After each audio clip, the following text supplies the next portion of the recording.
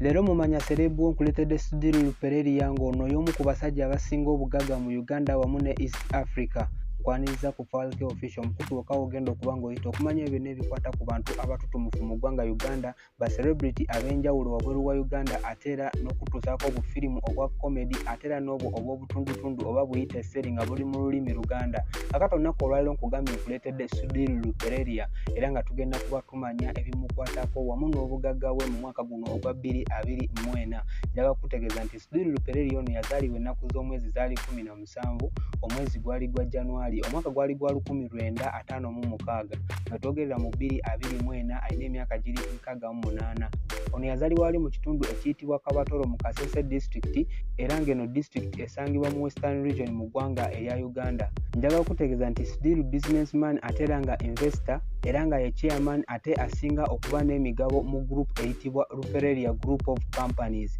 Kugambye nti ono investor era nga ebimu ku bintu byasinga okuba nga ateekamu ensimbi byebyo ebikwatagana ku bintu eby'okutereka ensimbi, katugambe banking, insurance, ebyenjigiriza, ebyempuliziganya, okutunda amayumba ko n'okugagula ate era n'okutunda ettaka wamu n'okuligula, ebintu ebikwatagana ku hotels, ebyo nabyo abiteekeramu ddala ssente. Njagala kutegeeza nti Lupereria ono alina baganda be bali babiri abawala ko n'omulenzi era nga njagala okutegeeza nti bwe yali atandika okusoma yatandikira wali ku Bat Valley Primary School mu kibuga Kampala we yasomera primary 1 paka ku primary 6. Bwatyo yasobola okuba nga nte avaawo n'ayolekera ku Jinja Main Street mu kibuga Jinja gyasobola okuba nga nte asomera ekibiina ekyomusanvu oba kyoyinza ogamba P7.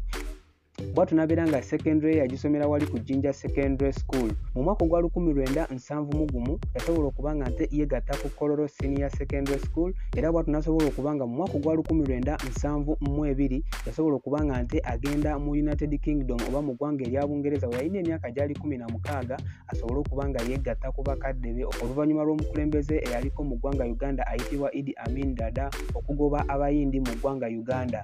Sudiru gwe twogerako olunaku olwaleero amaka ge gasangibwa wali e Kololo mu kibuga Kampala era nga njagala okutegeeza nti y'omu ku bagagga abasinga ettaka wano mu ggwanga Uganda ate era ne mu East Africa. Mu mwaka guno ogwa 2024 Sudiru musajja mufumbo era nga mukyala we ayitibwa Yotina nga bano ababiri babadde bombi okuva mu mwaka gwa 1977 era nga bano balina abaana basatu okuli Mera, Rajiv wamu ne Shena.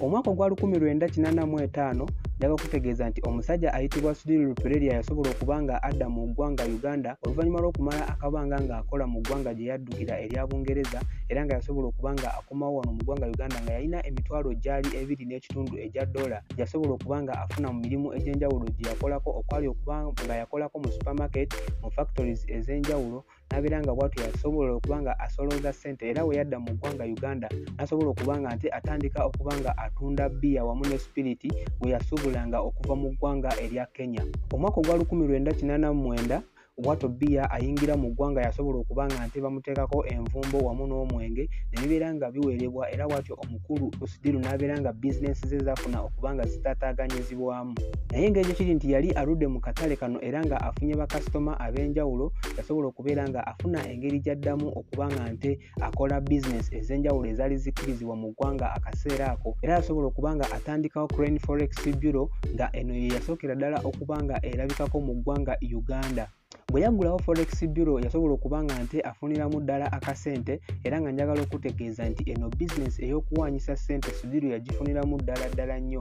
Era Sudiru teyakoma kuba nti yaggulawo Crane Forex Bureau bw'atyo yasobola okuba nga ne mu mwaka ogwo gwa 1995 yaggulawo Crane Bank nga weesewo akabanga nga bizinensi ze zigenda zikula bw'atyo yasobola okuba nga nte afoomingawo group eyitibwa Lupereria Group. Mu mwaka ogwa 2007 Sudiru yasobola okuba nga afuna award era nga award eyo eyitibwa Doctor of Rose Degree in Business bwetyo nga yamuweebwa okuva wali ku Uganda Pentecostal University era eno nga yamuweebwa nga bamwebaza olw'ettaffaali lye yateeka ku nkulaakulana ey'ebyenfuna by'eggwanga Uganda. Njagala okutegeeza nti Sudiru yatandika Lupereria Group nga ekibiina eky'obusuubuzi ekitono era nga njagala okutegeeza nti mwaka gwa 1985 yalina emyaka gyali 29 bw'atyo yasobola okubeera nga nte agenda nga agigaziya oluvannyuma lw'okubeera nti yali afunye savings ez'enjawulo okuva mu bizinesi ze yali aze nga akola era n'asobola okubeera nga buli mwaka ogwayitangawo bizinesi ze zaalinga zeeyongera okulaakulana.